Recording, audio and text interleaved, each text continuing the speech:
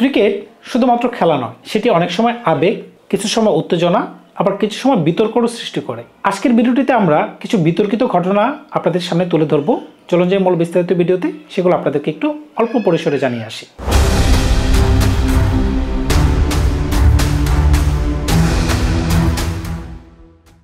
Eden garden দাঙ্গা, সেই শব্দটিকে আপনারা শুনেছেন কখনো? জি, 1996 সালে এই দাঙ্গাটি অনুষ্ঠিত হয় একটি খেলার মাঠে। ইন্ডিয়া ভার্সেস শ্রীলঙ্কা, তাদের মাঝখানে যে একটি সেমিফাইনাল ম্যাচটি অনুষ্ঠিত হচ্ছিল, ওই সেমিফাইনালে যখন ভারত শ্রীলঙ্কার কাছে হেরে যাচ্ছিল, তখন ভারতীয় দর্শকরা ইডেন গার্ডেনের মাঠে না ঠিক গ্যালারিতে আগুন লাগিয়ে দেয়। চিন্তা করতে পারতেছেন দর্শকরা কোন ধরনের ন্যাক্কারজনক একটি কাজ করেছেন? এর প্রেক্ষিতে আম্পায়াররা মাঠে বসে পড়েন এবং সমস্ত খেলোয়াড়রা হয়তো ড্রেসিং রুমে চলে গিয়েছিল। পরবর্তীতে আইসিসি বলেন বা টিম প্যানেল বলেন বা যে কোনো কমিটি বলেন, শ্রীলঙ্কাদেরকে জয়ী ঘোষণা করে। এটি ক্রিকেট ইতিহাসের অন্যতম একটা ন্যাক্কারজনক ঘটনা বা বিতর্কিত ঘটনা, যে অনফিল্ডে এই ধরনের ঘটনা কিভাবে ঘটে। তো বুঝতেই পারতেছেন খেলাটি তখন বন্ধ হয়ে যায় এবং শ্রীলঙ্কা ওয়াকওভার পেয়ে পরবর্তীতে সামনে এগিয়ে চলে যায়। আন্ডার আর্ম বল, বুঝতে পারতেছেন আপনারা কোন ধরনের বল? আমরা যদি গড়িয়ে কোনো বল মারি, তখন এই বলটিকে ব্যাটসম্যান কিভাবে শট খেলবে। 1980-81 সালের ঘটনা, ওয়ার্ল্ড সিরিজ নামে একটি সিরিজ অনুষ্ঠিত হচ্ছিল। ওই সিরিজে 3টি তখন ফাইনাল হতো মনে হয়, 1-1 সমতা ছিল এই ম্যাচটি হওয়ার আগ পর্যন্ত। লাস্ট বলে 6 রানের প্রয়োজন। তখন গ্রেগ চ্যাপেল তার ভাইকে এই বলটি করার অনুমতি দেন। তিনি গড় করে বলটি করানোর জন্য তিনি ওটি করেন। পিছন থেকে তার দলের যে সতীর্থ উইকেট কিপার মাথা নাড়িয়ে এরকম করছিল যে এটা আসলে ক্রিকেটের সাথে যায় না। তো বুঝতেই পারতেছেন নিজের দলের প্লেয়ারই কিন্তু সমর্থন করে নাই। এটি কিন্তু পৃথিবীর ক্রিকেটের ইতিহাসের অন্যতম বিতর্কিত একটি বল। পরে যদিও গ্রেগ চ্যাপেল একটি টিভি সাক্ষাৎকারে বলেছিলেন যে মানসিক চাপের কারণে তিনি এ ধরনের একটি বাজে সিদ্ধান্ত নিতে তিনি উপনীত হয়েছিলেন। 2019 সালের ফাইনালটির কথা কি আপনাদের মনে পড়ে? বেন স্টোকস কিভাবে ম্যাচটি জিতিয়েছিলেন? তিনি কিন্তু মহানায়ক হয়ে গেছেন ইংল্যান্ডের জন্য। ইংল্যান্ড আজ পর্যন্ত কোনো ধরনের বিশ্বকাপ জিততে পারেনি, মানে 50 ওভারের বিশ্বকাপ জিততে পারেনি, যারা এই ক্রিকেটকে জন্ম দিয়েছে। বেন স্টোকসের হাত ধরে কিন্তু এই শিরোপাটি যায়, তাও কিন্তু বিতর্কের হাত ধরে। আপনাদের কি মনে পড়ে 3 বলে যখন 9 রানের প্রয়োজন হয়, যখন বেন স্টোকস 2টি রান নেওয়ার জন্য আপ্রাণভাবে চেষ্টা করছিলেন, আর অপর প্রান্ত থেকে যখন একটি ঢিল ছোটা হয় কিপারের দিকে, তার পায়ে বলটি লেগে যে 4টি রান অতিরিক্ত পেয়ে যায়? মনে পড়ে কি সেই ঘটনার কথা? এটাও কিন্তু একটি বিতর্কিত ফিনিশিং। কারণ কি, 50 ওভারের খেলায় তাদের টোটাল রান সংখ্যা ছিল সমান, এমনকি সুপার ওভারেও তাদের রান সংখ্যা ছিল সমান। যখন এভাবে সমাপ্তি ঘটলো, 4-6 ব্যবধানের কারণে ইংল্যান্ডকে জয় ঘোষণা করা হলো। আমি জিনিসটিকে মোটেই সমর্থন করি না, যদিও এই রুলস আর ক্রিকেটে বর্তমান নেই, এই রুলস ক্রিকেট থেকে সরিয়ে ফেলা হয়েছে।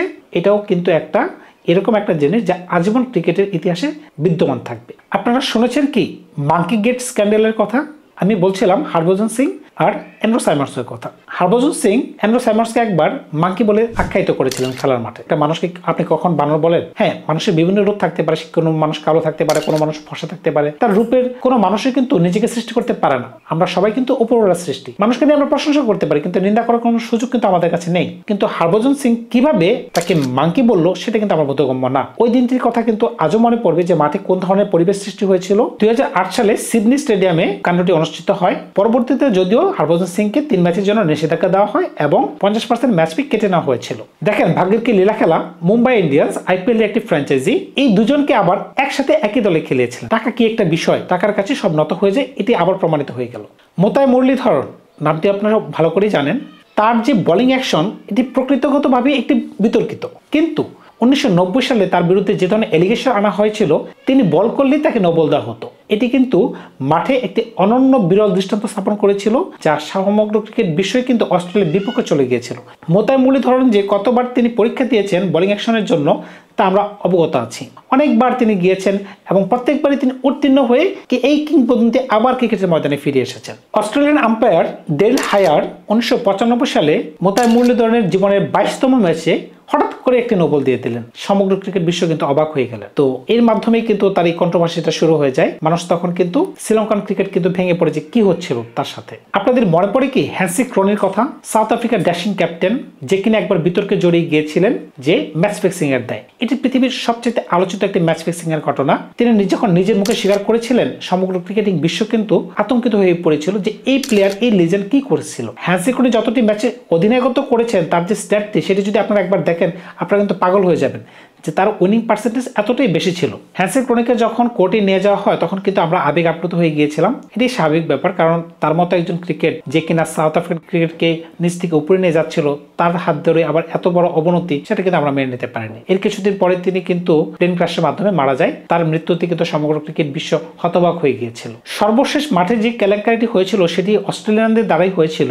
মনে পড়ে কি সাউথ আফ্রিকার বিরুদ্ধে ক্যামেরন ব্যানক্রফট, ডেভিড ওয়ার্নার এবং স্টিভ স্মিথ যে বল টেম্পারিং এর কারণে নিষিদ্ধ হয়েছিলেন। ক্যামেরন ব্যানক্রফটকে আমরা দেখতে পেলাম যে তিনি ড্রেসিং রুম থেকে এমন একটি হলুদ জিনিস নিয়ে আসলেন, তা দিয়ে তিনি বল ঘষতেছিলেন। পরে যখন তাকে ধরা হলো এবং আইসিসি কঠোরভাবে তাদেরকে জিজ্ঞাসাবাদ করা হলো, ব্যানক্রফট তিনি স্বীকার করেন যে হ্যাঁ, এটি আমি করেছি, এটি করার জন্য আমাকে ডেভিড ওয়ার্নার সাহায্য করেছে এবং এটিকে বাস্তবে রূপান্তর করার জন্য স্টিভ স্মিথ যখন অস্ট্রেলিয়ার ক্যাপ্টেন ছিলেন তিনি আমাদেরকে আদেশ দিয়েছিলেন। বুঝতেই পারতেছেন কোন ধরনের পরিস্থিতির সৃষ্টি হয়েছিল। ডেভিড ওয়ার্নারের কান্না, এমনকি স্টিভ স্মিথের সেই কান্নাটিকে আপনাদের কি মনে পড়ে? এটি কিন্তু স্টিভ স্মিথের মতো একজন বড় খেলোয়াড়ের জন্য একটি সবচেয়ে বড় একটি কালো দাগ। এটি তার ক্যারিয়ার যদি না থাকতো তার ক্যারিয়ারটি আরো বর্ণিল হতে পারত। 9 মাসের জন্য ক্যামেরন ব্যানক্রফট নিষেধাজ্ঞায় পড়েছিলেন, আর 1 বছরের জন্য নিষেধাজ্ঞায় পড়েছিলেন ডেভিড ওয়ার্নার এবং স্টিভ স্মিথ। এমনকি তাদেরকে 2 বছরের জন্য আন্তর্জাতিক ক্রিকেট থেকে ক্যাপ্টেন্সি থেকে সরিয়ে দেওয়া হয়েছিল। এটি কিন্তু একটা বিরাট লজ্জাজনক একটি বিষয়। তো আপনারা বুঝতেই পারতেছেন ক্রিকেটের মাঠে কোন ধরনের বিতর্ক জন্ম নেয়। সেই বিতর্কগুলো কিন্তু আজীবন মানুষের মনে থাকে এবং সেগুলো কিন্তু